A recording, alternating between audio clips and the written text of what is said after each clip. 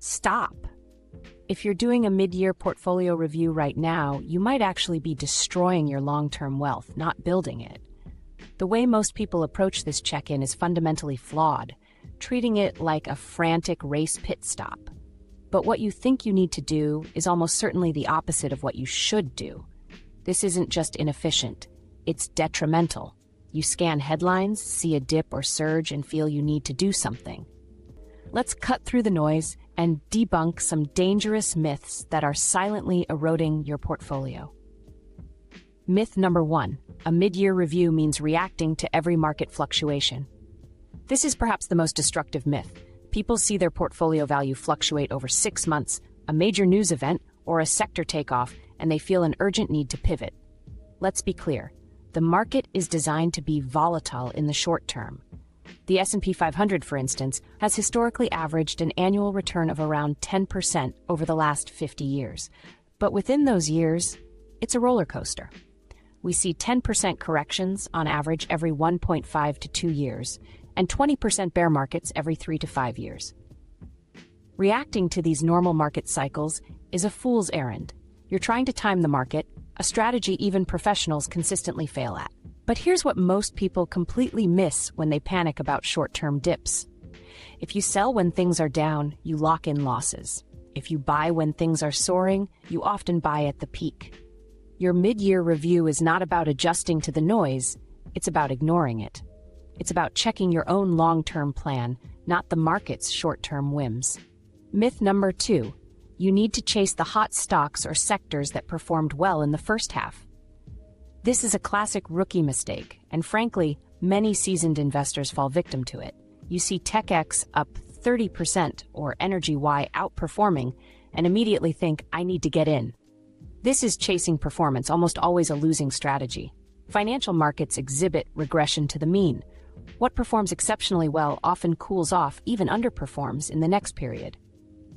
This next part might surprise you, but chasing hot stocks is almost always a losing game. Let me tell you about an investor who learned this the hard way. Back in the late 90s, he saw the tech boom and poured a significant chunk of his diversified portfolio into dot-com stocks, convinced he was going to build wealth over time.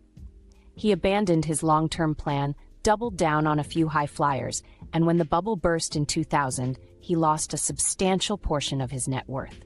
His mistake wasn't investing in tech, it was abandoning his diversified strategy to chase what was already flying high. True wealth isn't built on chasing fads, it's built on a disciplined, diversified strategy.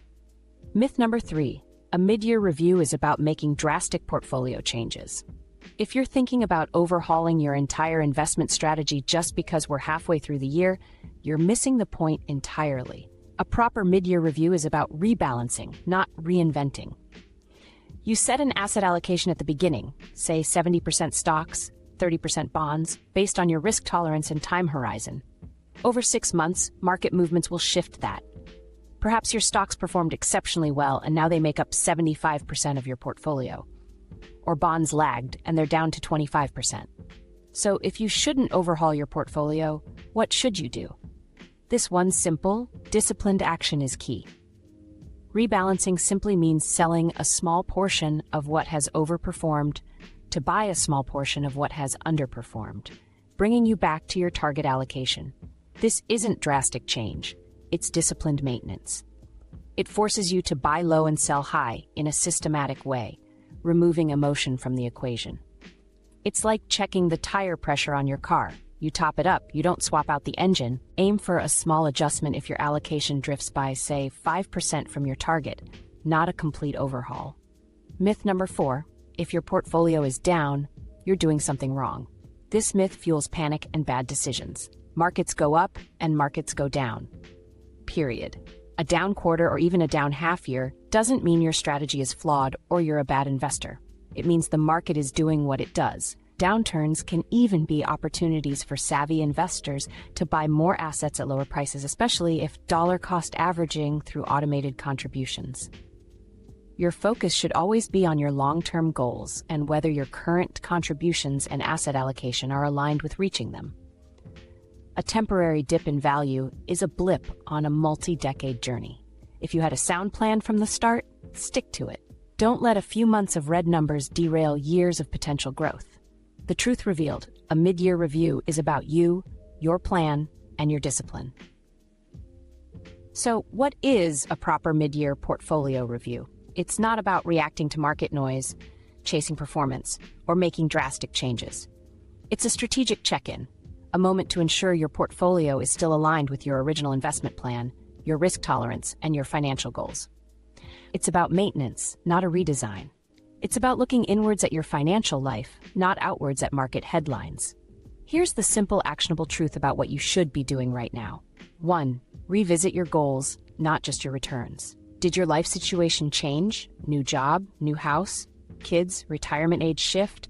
Your investments are a tool to reach your goals. Ensure they still match. 2. Check your asset allocation and rebalance.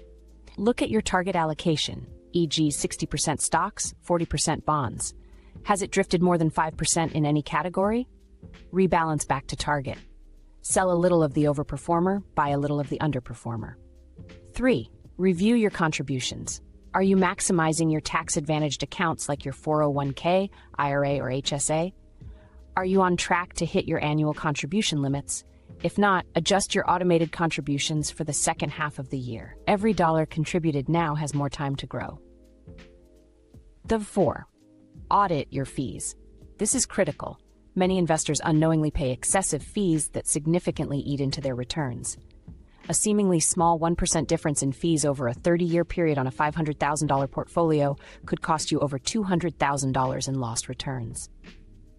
Check your expense ratios on ETFs and mutual funds. If they're high, look for lower-cost alternatives. These are silent killers of wealth. 5. Automate and forget, mostly. Set up automated investments so you're consistently contributing to your portfolio regardless of market conditions. This is the cornerstone of dollar-cost averaging and removes emotion from the process. Once you've done your strategic check-in, set it and let it run.